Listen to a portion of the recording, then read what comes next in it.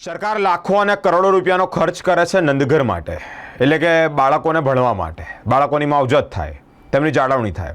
પરંતુ આ જ નંદઘરની હાલત તમે જોઈ છે.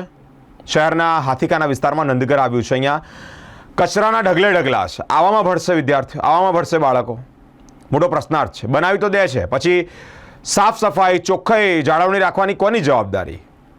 મોટો પ્રશ્નાર્થ ઊભો થાય છે મહાનગરપાલિકાના કર્મચારીઓ પર કે કયા પ્રકારની અહીંયા સ્ટેપ લેવા જોઈએ જેને લઈને અહીંયા કચરો ન થાય.